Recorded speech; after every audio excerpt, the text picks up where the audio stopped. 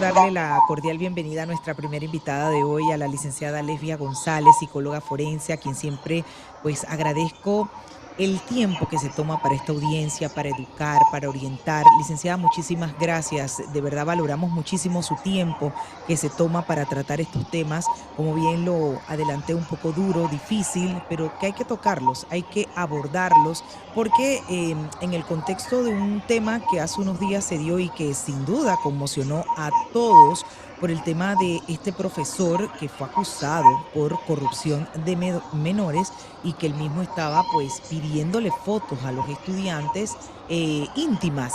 Esto es una situación que realmente todos rechazamos y sin duda nos deja conmovidos y conmocionados porque nos preguntamos, caramba, ¿dónde están los muchachos realmente seguros? O sea, ¿qué hacer cuando realmente el peligro viene de las aulas y cómo proteger a nuestros niños? Bienvenida, licenciada. Muy buenas, saludos, un gusto estar con ustedes. Les felicito porque siempre pues es un tema que hay que tocar a la comunidad y educar a la comunidad lo más posible en estas situaciones tan violentas y terribles a las que están sujetos nuestros hijos, los jóvenes, los chicos, personas que de una manera u otra necesitamos proteger porque estas personas son el futuro del país.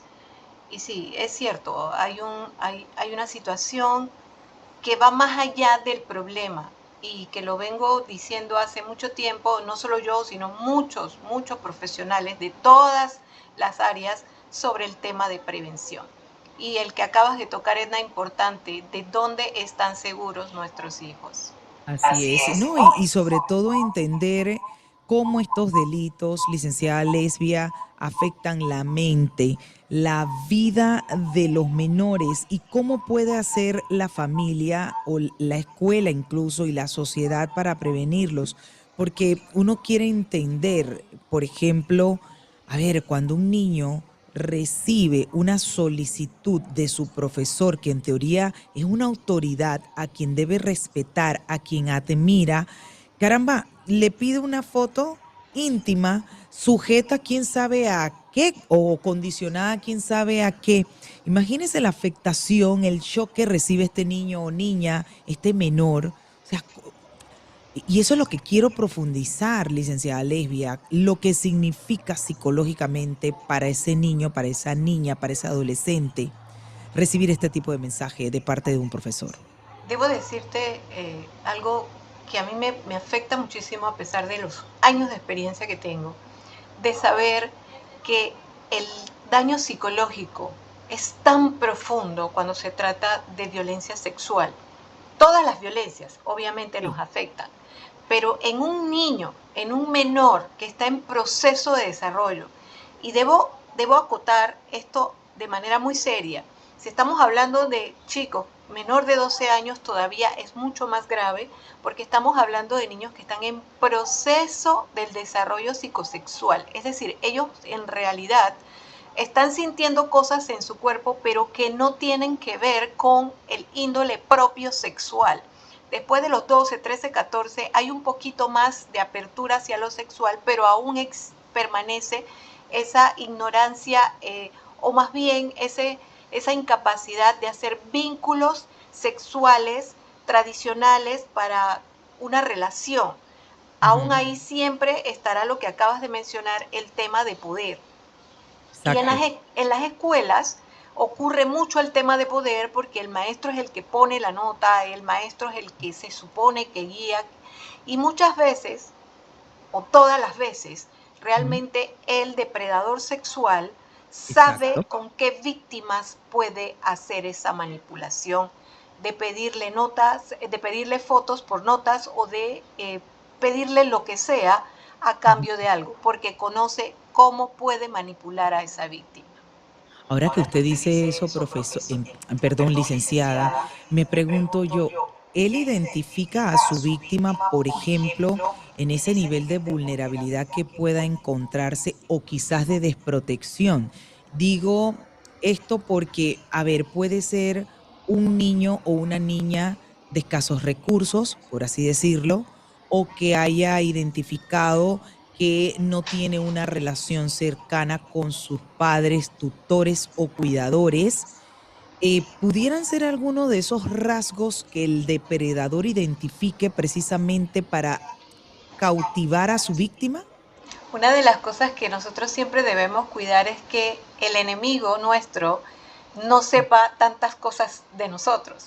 Y eso es lo que Ujú. pasa con el maestro, que el maestro sabe de dónde vienes, quién es tu mamá, quién es tu Exacto. papá, sabe todas tus situaciones, te conoce incluso emocionalmente, te estudia durante, vaya, puede ser desde que siempre está en la escuela, te ha visto. Entonces sí, él puede ser todas esas cosas que mencionaste, Edna, así como también que no tenga necesidades de tipo económico, pero que quiera cosas. Como hoy en día Ujú. hay un balance en las redes sobre qué cosas debo tener, qué no debo tener Sí. o qué debo aspirar. Entonces los chicos a veces venden, por decirlo así, por obtener dinero para comprar cosas que muchas veces no son tampoco de necesidad. Obviamente él también va a manipular al que tiene mucho más situaciones de necesidad, pero este niño que quiere cosas que obviamente no le van a comprar en sus casas o que no la van a ver como necesarias, él también va a entrar en eso. Incluso lo he visto Ujú. con cosas tan sencillas como dulces, por ejemplo, con el cuidado que se tiene hoy en día de que los niños no coman tanto dulces, Claro, con el simple hecho de que yo te voy a brindar dulces, también han comprado niños. Estoy hablando de niños pequeños. claro. Todo esto es terrible porque el depredador sexual sabe cómo actuar frente a su víctima. Y dijiste algo importante, el niño desprotegido. Sí. Los niños, él sabe cuáles son los niños que saben, que les han enseñado sobre educación sexual, sobre los niños que identifica rápidamente que no van a caer o que Ujú. no van, él lo sabe. Así que todo esto que pasa es con los niños que están en situaciones vulnerables y que nos damos Carencias cuenta, emocionales, por ejemplo, también, exacto, ¿no? sobre todo las emocionales, la falta de afecto, cariño, etcétera, y pero principalmente que nada, él entiende que él va a cubrir eso o le va a hacer ver al niño que él va a cubrir eso y que pues es una transacción.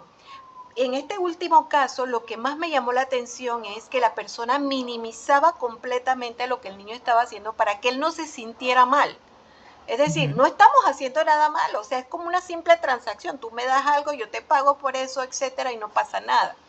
Y Ujú. esto es lo peor todavía porque cuando el niño se da cuenta o cuando sucede en el evento que ya, pues no tengo claro cómo fue que se Es dieron cuenta, que pero se se dieron, destapó. sé que se Exacto. destapó, Ujú. entonces el niño viene a darse cuenta que estaba haciendo algo malo. Así que además de la parte psicológica de sentirse afectado porque está haciendo algo malo, entiende qué es eso malo y esto es lo que puede causar inclusive más daño psicológico todavía del que nos imaginamos, porque él Claro, pensaba que no estaba haciendo nada malo.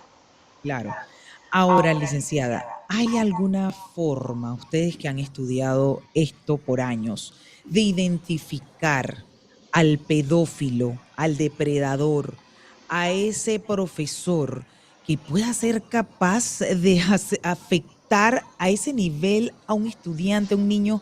Porque a mí no me cabe en la cabeza cómo una persona que ha estudiado para transformar la vida de niños, seas capaz de caer en una situación como esta, de abusar, de corromper a los niños. ¿Hay algunos signos, patrones que usted hayan podido identificar en los depredadores, en los corruptos de menores, en los enfermos, enfermos, porque yo la verdad es que no sé ni cómo llamarles? Claro. Me gustaría poder decirte algo que pudiera ser fácil de identificar, pero no es así, Edna. No hay. De hecho, cuando dijiste, estas personas que estudian para Ujú. ayudar a las personas, ellos estudian es para ir a buscar víctimas. ¿Me Qué explico? tristeza. Es decir, son personas que se hacen pasar por maestros, por eclesiásticos, por religiosos, por deportistas, por entrenadores, o sea, Ujú. ellos usan las fachadas Ujú.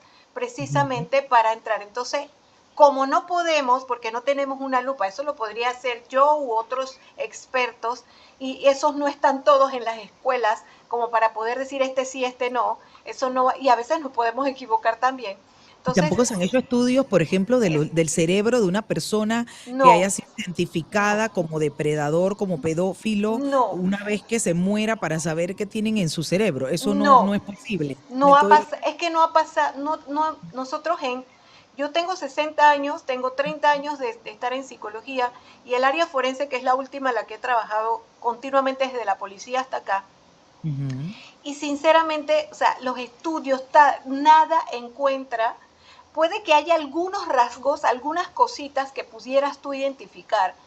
Lo que en realidad tiene que pasar, Edna, es la prevención, es decir, primero tengo que saber escoger el personal, tengo que estar bien claro con quién yo meto en las escuelas. Segundo, tengo que darle seguimiento. Estas personas tienen que ser supervisadas. Y hay otra parte tercera todavía, que es cuando ocurren estas situaciones, es donde los ponen, porque muchas veces lo que hacen es solo cambiarlo de escuela. Exactamente, y continúan Exacto, su entonces, ciclo de corrupción, de violencia, de abuso, de de hecho, pedofilia. Edna, hasta me da tristeza decirlo, pero a veces hasta los cubren. A veces Sí. hasta, ellos tienen a veces tanto poder de manipulación que muchas veces manipulan eh, por dinero, por Ujú. otras prebendas, por cualquier cosa, y logran quedarse. O Entonces, les cuesta creer, porque yo he escuchado de casos, licenciada, de casos en donde una madre pues fue a la escuela, expuso la situación de un profesor en particular, y estoy hablando de una escuela particular, una escuela privada, y no le creyeron, o sea, tratan como de loca a la mamá o de mentirosa a la menor. Entonces esto es grave grave. cuando desmeritas lo que la niña está sintiendo, porque eso es una cuestión como como que uno lo siente cuando alguien quiere invadir ese espacio o cuando esa manifestación disque de cariño y de aprecio va más allá. Entonces, la escuela tratando de encubrir a este profesor, a pesar de que la mamá llegó hasta las últimas consecuencias, porque incluso fue al Meduca, no hubo respuesta. Es No hubo cierto, absolutamente, no se hizo nada. O sea, no se le creyó a la madre. a eso es lo que me refiero, de que la prevención en Panamá, eh, debo decirlo, debo insistir sobre eso todo el tiempo. La prevención en Panamá no se hace como debe ser. Hay tres tipos de prevención: la prevención primaria, secundaria y terciaria. La primaria es educativa, en la que tú le enseñas a las personas educación sexual, no importa la edad. De acuerdo a su edad le enseñas, pero le enseñas todo lo que tenga que ver con el área sexual. En los niños pequeños sus partes, más grandes las emociones que van a sentir, cuál es no solamente el hecho de que hay un, un embarazo, no, todo lo que tenga que ver con cómo te vas a sentir, que te va a gustar la otra persona, que quieres estar con la otra persona, todo lo que es sexual. Ujú. Eso hay que enseñarlo, como también a manejar impulsos, a tener capacidad de manejar conflicto, a decir no, etcétera. Eso lo debes hacer en lo que es prevención primaria, y eso lo puede hacer las escuelas, lo puede hacer el MINSA, lo puede hacer el MIDES y lo puede hacer muchísimas instituciones.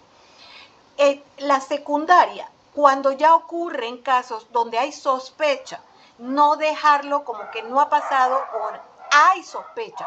Entonces, Claro. darle seguimiento, estar pendiente, dar mucha más charla, mucha más búsqueda, revisar, estar en...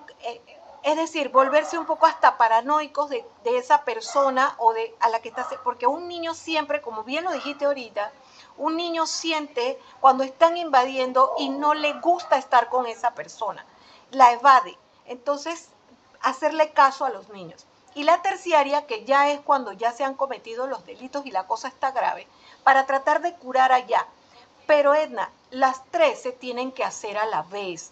En Panamá nunca se ha hecho prevención las tres a la vez. Es decir, que todas las instituciones estén abocadas a trabajar en estas prevenciones. Ahí podemos lograr no solo lo de la parte sexual o las violaciones o los abusos, sino también la violencia. Es decir, nosotros podemos trabajar de la mano casi todas las instituciones, no una por cada lado, sino todas juntas, ayudando en las escuelas, ayudando en las universidades, ayudando en las clínicas, en las instituciones, en los trabajos, sea público, sea privado, en los metros, en donde sea, o sea, intensivo, porque el mundo de hoy en día es muy peligroso. Los Claro. niños no solamente les pasa con el que está presente, también les pasa con el que está en la computadora, el que está Es detrás, correcto. todo Es que eso. allá iba. Mire, licenciada, si esto se dio vía teléfono, la pregunta aquí ahora que hay que hacerse es ¿qué tan beneficioso o recomendable es que usted le dé un teléfono a su hijo y que el profesor le pida el teléfono y que intercambien teléfono? O sea, hay que ponerse entonces a hacer esa pregunta, Pero es que porque el si estamos teléfono, hablando de prevención, ¿verdad? Tenemos que ver cómo cubrimos todas las áreas y las ventanas posibles en donde ese depredador pueda entrar, ¿no? sí, Y sí, como dice usted también, la computadora. pero sí, Edna, pero el teléfono es importante para que el niño lo tenga, Imagínese, para que él se comunique y tenga, por también pueda pedir supuesto. auxilio. Ahí lo que tiene que entrar, que existe hoy en día, son los controles, en donde Claro. tú sabes con quién está chateando tu hijo. Ujú. Y tú le pones controles, hay un montón, ahora la seguridad Claro. es bastante sencilla.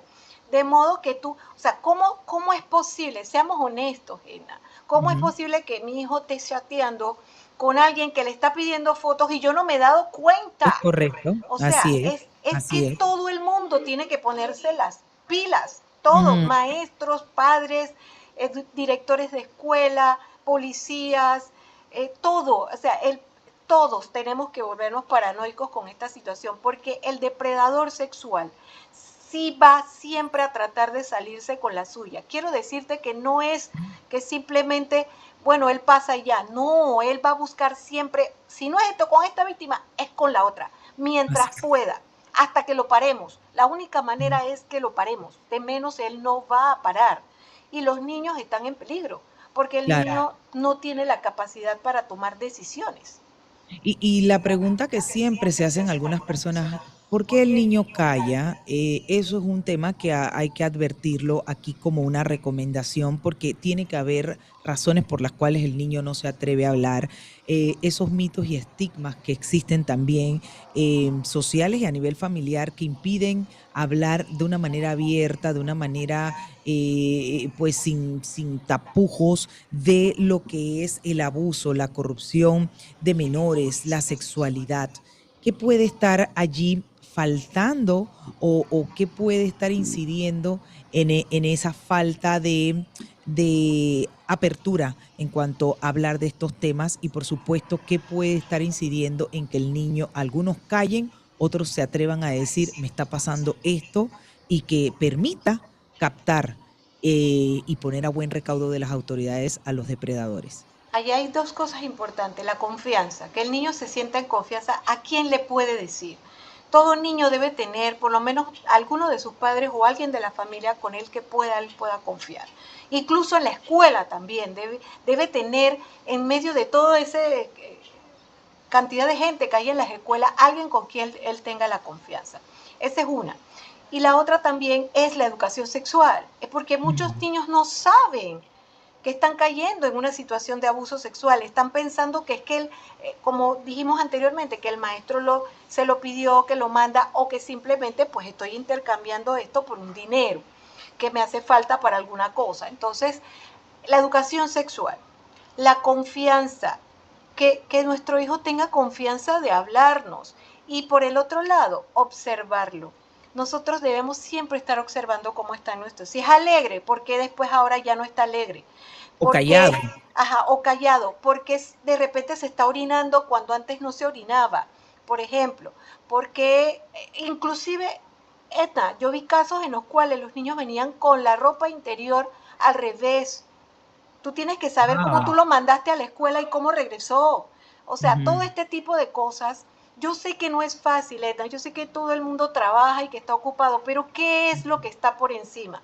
el interés Exacto. superior del menor, Así porque ella es. es el futuro de nuestra nación. Entonces, ¿cómo nosotros vamos a permitir que nuestros hijos futuros, que son los constructores, los siguientes constructores de este país, estén Ujú. traumatizados, dañados, violentados o peor, Enda, no solo siendo víctimas, sino también victimarios? O sea, Así es. eso va a ser un país destruido. Así que necesitamos poner por encima, aún de todas nuestras ocupaciones y de todas las cosas que sentimos que primero son nuestros hijos. ¿Cómo podemos entonces ante todo esto? Porque este es un tema, bueno, el que nos enteramos, ahí habrá casos que seguramente ni nos enteramos, que los tapan y se maneja de la manera más reservada, escuela, padre de familia, qué sé yo, pero ahora esto se destapó y realmente, pues por eso lo dije como lo dije, o sea, a todos nos genera una conmoción, pero también una profunda preocupación porque no es la primera vez que esto sucede. Y aquí es donde uno se pregunta, ¿será que hay que trabajar o revisar estos protocolos, si es que existen, no sé si existen, que deben tener los colegios para el tema de la prevención, para el tema de cómo actuar en estos casos, para el tema de estar como constantemente orientando a los jóvenes, a los niños de los peligros, advertirle de los mismos, empoderarlos de los posibles riesgos que puedan ellos tener incluso estando en su escuela. ¿Será que esto nos hace falta? ¿Será que no contamos con protocolos? ¿Las escuelas no tienen esos protocolos? Debo decirte que sí, el Ministerio de Educación hace muchos años que ya implementó protocolos. Protocolos primero para enseñar, para prevenir y protocolos para atender cuando ocurren las situaciones. Lo que pasa, Edna, es que tenemos que ser honestos. O sea, puede que el Ministerio de Educación esté lleno de gente, pero a la hora de la hora, en las escuelas no está toda esa gente. Entonces la O, escuela o necesita existen los protocolos, más pero no se supervisión. aplican. Igual que las leyes. Leyes tenemos muchas, pero cuando Así es. uno va y revisa si se aplican o no se aplican, o si están reglamentadas o no, ahí vemos que pudieras estarse fallando. Entonces, por eso pregunto sobre el tema de la existencia de protocolos para estar constantemente, incluso orientando a ese docente, o que ese docente sepa o tenga como ese temor, ni digo de Dios, sino ese temor de que lo están vigilando. Me gustaría decirte que sí, pero el depredador sexual no le interesa eso. Él puede saber que está siendo vigilado, pero él va a buscar la forma. Entonces, sí, tienes razón, pero el problema, o vamos a ponerlo así, el protocolo realmente es que no se trabajan las tres prevenciones. Es decir, nada más se está haciendo, bueno, si pasó, entonces vamos a actuar. Eh, Falta anteriormente si yo realmente di una buena educación sexual desde siempre, o sea, las di, que el protocolo diga que yo las di y que el niño realmente la escuchó, porque puede ser que nunca las escuchó. Y yo dije que sí las di, que di capacitación en la escuela, pero ese niño no la escuchó. Entonces yo tengo que asegurarme de que esas charlas o esos periodos de capacitación se den siempre, que sean regulares, aunque parezcan aburridas, pero yo tengo que estar constantemente educando, así como también la parte que me querías hablar del tema del mismo docente, también protocolos para conductas observables del docente. Hace poco acaban de ya imputar cargos a una profesora de inglés por maltrato al menor. Es Ujú, ese es decir, es es otro decir, tema. sí, Ujú, le dieron seguimiento, los padres fueron y le dieron seguimiento y la denunciaron. claro, Y si ya está imputada es porque ya sabes que realmente sí. se ha comprobado, o por lo menos Hay elementos de hay convicción. elementos de convicción de que realmente daba, y no solo a un niño, sino a varios. Entonces, eso también, protocolos donde a él se le esté observando, muchos de ellos sienten que están libres, que nadie les dice nada, que ellos Ujú, pueden hacer muchas cosas. Entonces, el depredador sexual tenemos que tratarlo, así como tú decías que te costaba darle un nombre, tenemos sí, que tratarlo como lo que es, un sí. monstruo depredador que él solamente, ¿te acuerdas de él? Monstruo come galleta, que lo único que quería era comer galleta y se tragaba toda la galleta. Bueno, ese es un depredador. Él no va a parar, Nosotros tenemos que pararlo.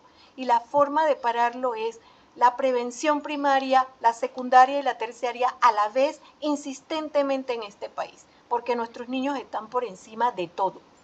Ahora, licenciada, el tema de la autoestima, ¿cómo precisamente afecta esa autoestima, las secuelas emocionales que le puede quedar a ese menor o a esos menores que hayan sido víctimas de este profesor en particular o de otros que hayan estado ejerciendo ese poder, ese control, ese acto reprochable contra nuestra niñez? ¿Cuáles Sí, son esas secuelas que quedan? ¿Cómo podemos atender, cómo podemos ayudar precisamente a estos menores? Porque me imagino que se pierde igual esa confianza, pierden totalmente la confianza en ese profesor, obviamente, pero en cualquier otro que pudiera estar también pues frente a ellos. Se pierde completamente esa confianza. No crees en ninguno más. claro. Recuperarse de cualquier trauma emocional lleva mucho tiempo y esfuerzo y depende también de cada individuo y de las situaciones específicas, ¿no? De cada individuo, su familia, su entorno, la constancia en llevarlo a terapia, etcétera.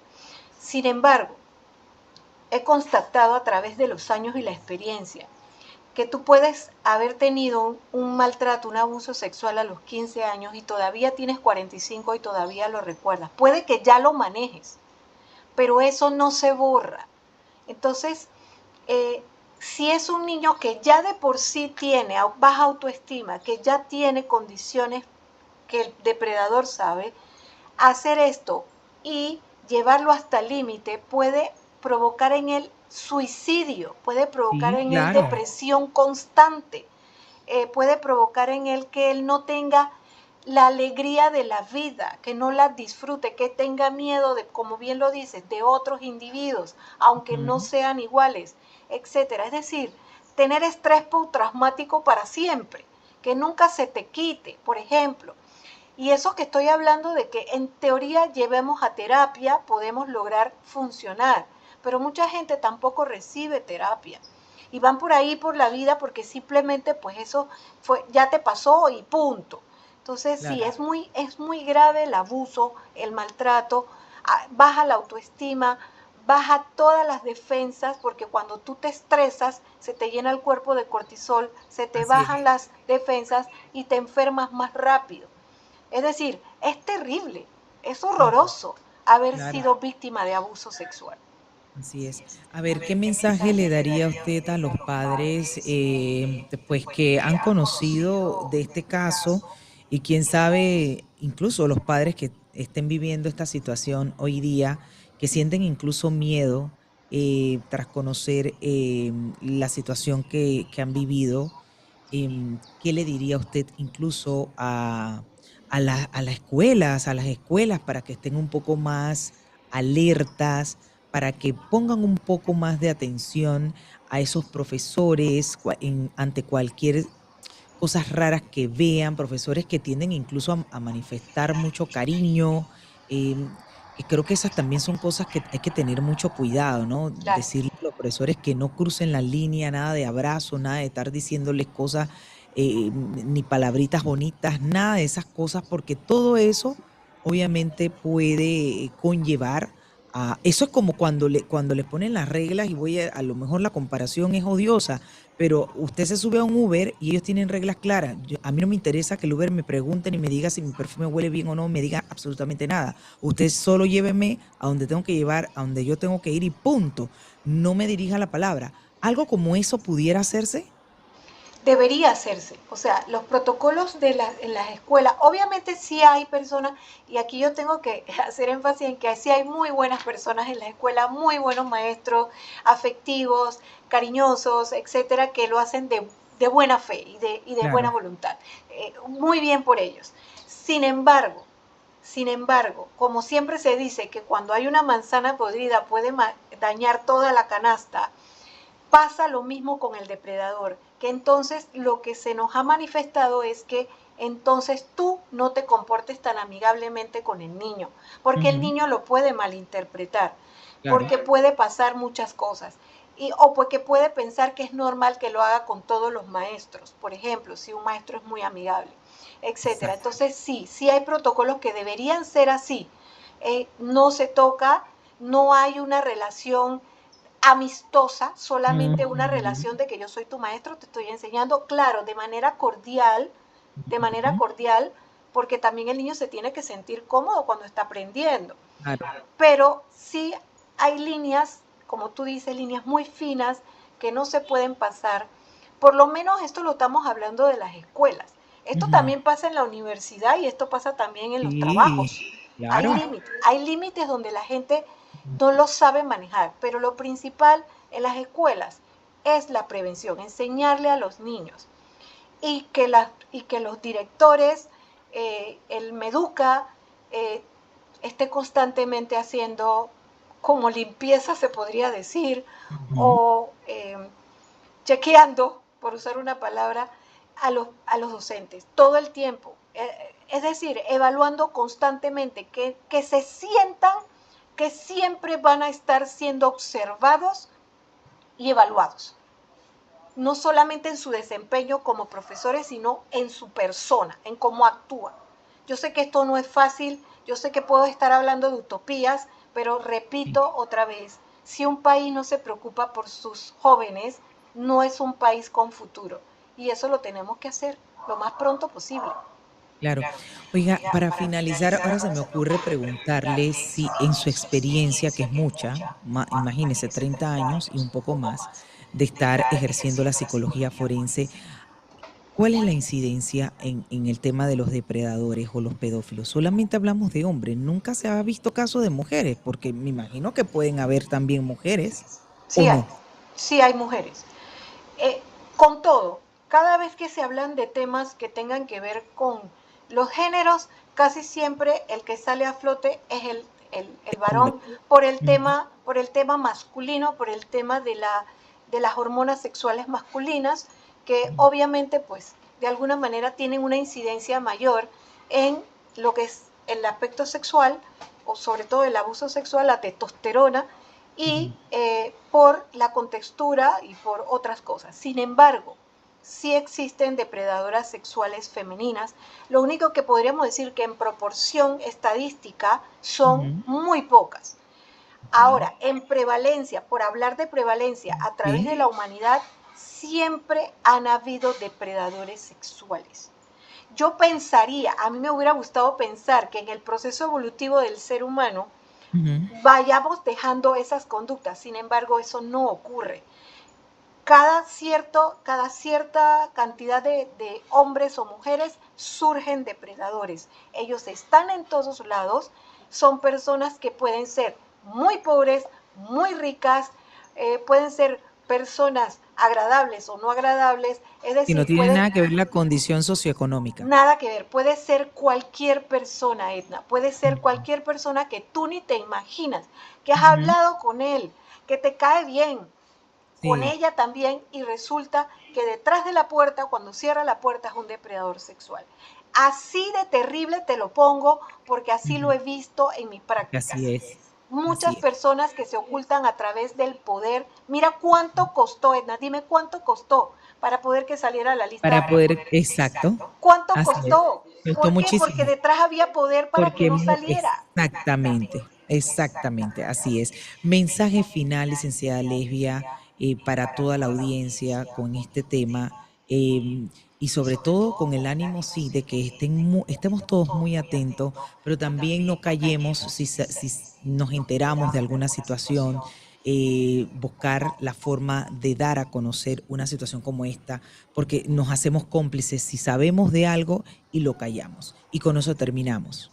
Sí, bueno, mi mensaje siempre es cuidar a nuestros hijos, darle todo el amor que ellos necesitan en el hogar, abrazarlos mucho, quererlo y decirles que confíen en nosotros si se sienten mal, si tienen una situación, que confíen, que llamen, que busquen, que etcétera. Pero esto también trasladarlo a la escuela y tener en la escuela esos gabinetes que de hecho hay, pero que haya muchos más, donde los gabinetes psicopedagógicos, donde el niño también pueda ir con confianza y sentir que lo van a oír, que lo van a escuchar. Y que el Estado entienda que 3 prevenciones se tienen que hacer a la vez, que todas las instituciones que tienen que ver con esto trabajen a la vez en programas.